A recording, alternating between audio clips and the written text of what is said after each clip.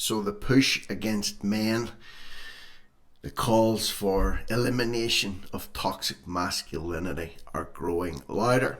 And the last few weeks we have seen displays of manliness in some people's eyes when Conor McGregor was invited to the White House on St. Patrick's Day, while the weaker, less manly Taoiseach and Taoiseach, Micheál Martin and Simon Harris. Well, Micheál was invited 5 days in advance. Harris didn't even get an invite. And there's been a lot of toing and froing going on back and forth since then in the Dáil, where Simon Harris has been lashing out at the likes of Conor McGregor and Andrew Tate, calling them social pariahs, saying that they should be silenced. They're bad for Ireland. They're bad role models for men, young men, boys everywhere. Television programmes came out, adolescents. Again, the Taoiseach has called for this to be compulsory viewing in all secondary schools in Ireland. Even Keir Starmer has also called for this to be screened in schools in England, pushing towards this culture of toxic masculinity and radicalising men online. Well, there was an interesting spat yesterday, I believe it was, on RTE. There was a selected panel brought on here to discuss what's happening in schools, what's happening with social media, what a man is, what is the definition of masculinity, and what is not the definition of masculinity. And there's some very interesting, let's just say, thoughts and ideas on this subject aired here, and I'm going to break them down. So stay with me on this one and get an eye-opener. With your girl, the same worries that you relate to as a woman, the same sort of things that you had when you were a young woman, when you were a teenager, even as a woman now. You understand the worries and you understand the risks to girls in the world, the risks that shouldn't be there and that are there, and the fears that we have, and a lot of them are because of men, and there is you get that. But I worry a huge amount about. Let me ask this question for any women that are out there. These threats to men and women and children, they've always been there. There's always been violence against women. There's always been violence against men. There's always been heinous acts perpetrated against children, long before the internet was even thought of. So the question is, has this amplified things? Or are they using certain groups of people to take away or deflect away from the issues at hand? But my boys too, obviously because of the potential danger that they could get into when they're out, but also this constant influx of toxic messaging that's coming at them from different influencers, from society, because boys don't necessarily talk as much. They're not encouraged yet to speak as openly. We say we celebrate certain things about boys, but we don't. We still keep them in a very narrow box. Who's we? Who's she talking to? She speaks very definitively here in the last few seconds. She says, we keep boys in a box. We don't encourage. Who does she mean when she says we? Is she talking as a parent? Or is she talking as an influencer herself who has some kind of an influence over the way boys and men are perceived in society?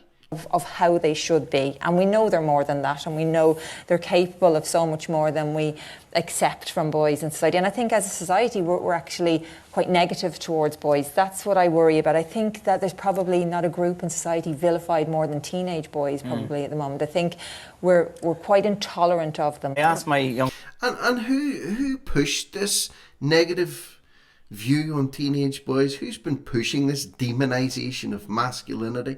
Who's been pushing this blurring of the boundaries between sexes and genders and all this pseudo transgenderism that's being peddled in schools and in nurseries and in public libraries? Who's been pushing this negative stereotyping? Has it been the far right? Has it been government sponsored NGOs? Has it been organisations that are funded to go into schools to cause confusion amongst children? Maybe that's the root cause of the problem here, not boys in and of themselves. And it's a very patronising thing to say, we know they're capable of so much more. We know they're capable of this. Who's we? Who's she talking about when she says we? Now you'll hear this guy speaking, and this is a very shady character in my opinion, and he's talking about his his kids, the kids that he's responsible for in the school that he's part of, and what he believes should be coming into children's eyes and ears. And then we'll see at the end of this video his definition of what it means to be a man. People in school today, both male and female, what they felt, who was more difficult for growing up in the world. And they said the exact same things that were said here tonight, that both sexes are dealing with different difficulties. It's not easier or harder for anyone. But one thing they all said was that there's no supports for boys to figure out where they need to go. There's no masculine influencers telling them what they should be. There's a ton of people telling them what they shouldn't be, but nobody telling them what they should be. And they are desperate. Every guy I work with, they just want to know how to be the best man they can be.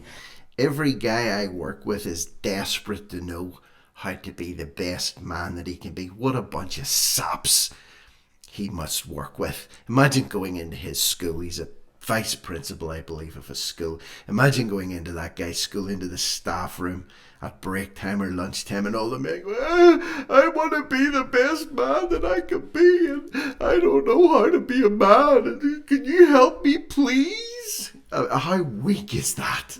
How weak is that? You know, we all go through periods where we're up and when we're down. But if you're still a grown-ass man in a school working with this guy, and in his own words, you know, the men I work with, they just don't know what to do. They just don't know how to be a man. Yeah, enough said. And we need to fill that space with positive male influencers, not just online, but in their real lives, their fathers and their... What's with this guy's hair as well, by the way? What's with this guy's hair? So he's talking about the men that are coming to him, saying that they don't know how to be a man and they want to be the best man that they can. He says, we need to fill that empty space with positive influencers. Maybe they need to get out more in the world. Maybe they need to hang around in groups of men and not be demonized and vilified for doing manly things. Things that have been demonized and vilified by the left and frowned upon by feminist groups. Just let boys be boys and let girls be girls. Teachers and the people that they hang out with every day, their coaches. When the Taoiseach, Simon Harris, says things like we should be making this compulsory viewing for all children. This is speaking about the Adolescence documentary on Netflix, by the way. This is Ben Scallon from Grip Media, who does say some words of wisdom, thankfully. A little bit of balance into this conversation. Children in schools. I don't object to children watching it. I mean, it's again, as I say, I thought it was good. I thought it was compelling. It was a strong piece of media. But there's almost an insinuation in that all young boys are at risk of becoming an incel murderer, and I don't think there's any evidence for that whatsoever. Can I ask you the question I was asking some of our students there? What should masculinity mean now? What does it mean to you? How would you define it? As I say at the outset, I think self-sacrificial protection of those who are less able to defend themselves. I think that's the central element. Does that not imply that women are weaker and need protection? Does that imply women are weaker and need protection? Yes, it does, actually. That's exactly what it implies. And the bottom line is men are naturally, physiologically and anatomically stronger than women. That's a fact. Doesn't mean we're better than women, but we're better at certain things, one of which should be to protect and to guard to the best of our abilities. And I don't think any woman would have a problem with her man stepping up to defend her in a potentially life-threatening situation, to lay down his life for her, to go to war for her, to put himself between her and a potential attacker. I don't think any women would have a problem with that, and I believe that's what a man should do. He should put himself between a female and any danger, unless of course the female's bigger and stronger than he is, in which case she can knock herself out. I'm saying that tongue in cheek, of course, but the bottom line is, yeah, that's why when you see these videos of people being attacked in the streets, you know, ask yourself the question, who would you rather have coming to assist you if you were being attacked? Would you rather have a 4 foot tall, 4.5 foot tall female in the guards who's now been allowed to pass through because of a reduced fitness test, maybe no self-defense skills at all, or someone who's big and strong and can take care of themselves? I mean, that just makes sense to me. That makes sense to me. What do you think? Is it wrong Or is it wrong to say that women are a weaker sex than men? Not an inferior, but physiologically and anatomically, of course. That's why there's different divisions in men's sports and women's sports. It's an unfair advantage for a man to compete against a woman, and that's why so many weak-ass field men, pathetic, miserable field men who can't compete against other men, are deciding to identify as women and going to compete against women in women's sports because they know they haven't got a chance against men. So listen to what he says. No, I don't think so. I think that, you know, we have always expected historically that if a war needs to be fought, for example, men would rather die than see their wives or their daughters blown to pieces on a battlefield. If a burglar breaks in, most men and women would expect the man to get the baseball bat and go and deal with that. I think that's pretty standard, and I think the vast majority of people on Earth would agree with that assessment. You know, listening into this, would you agree with that assessment? Women, would you rather take the baseball bat? Would you rather take the hurl and go downstairs and deal with any potential burglar? Or would you rather sit back and let the man deal with it? Let him take whatever's coming. Let him use whatever physical prowess that he has, anatomical advantage that he has to go and take care of that business. Would you rather that? Or would you rather he sat back and said, you go and deal with it. You go and deal with it. You're the woman and you're equal. You know, catch a grip. And here we have this guy, this teacher, in response. And listen to what this miserable wretch of a so-called man says. And tell me what you think. Tell me what you think in the comments below. Owen, Cleary, would you agree with that assessment? No. No. I grew up thinking it. I grew up that thinking that my job was to provide and to protect. But I have. He grew up thinking his job was to provide and protect. So let me ask the question, Owen, what happened along the way to turn you into a miserable wet wipe? Like so many of the young people express so eloquently, I have learned that isn't what masculinity is to me anymore. I don't want my role in society to be one where I need to provide for the women in my life. I want my masculinity to be something that contributes to society, to make sure that women can provide for themselves as equally as I can, and that they can provide for me. What do you think, women? I'm asking the women here. What do you think, women? After what Ben Scallon has said, he thinks a man should take up a baseball bat and go and protect the house if there's a burglary. He thinks men should go to war and die for their women. He thinks men should provide where they can, as best they can, without lording it over their wives or girlfriends or partners. Or would you rather be hitched up to Owen, who used to believe that, but somewhere along the way he changed his mind and he thinks, no, it's not up to me to protect you and to provide for you. It's not up to me. I want everybody to be equal. That means you go and deal with the burglar, maybe, or you go and pay all the bills, maybe. And I don't want to be called on to protect women in my life. I want them to do Look at that girl. possible. Look at that girl's face. Absolute disgust. Look at these two girls. In fact, look at all the girls.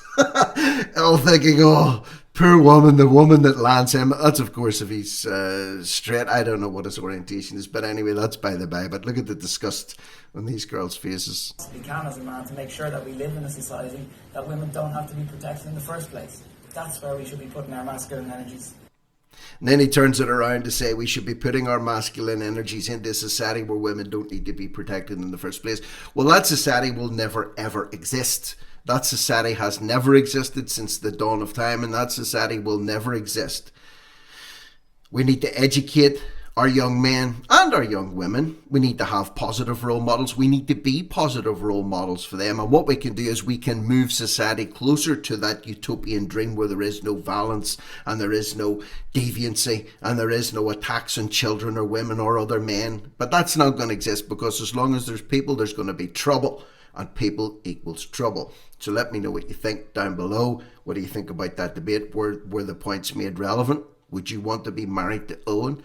Would you want to have him thrust you before the burglar with the baseball bat rather than him? Because he believes that, no, we're in an equal society and it's not his job anymore to be the protector. It's not his job to be the provider. It's up to women to fend for themselves. So let me know below. It should be an interesting one. I'm Rick Munn, No Risk, No Reward Media, over and out.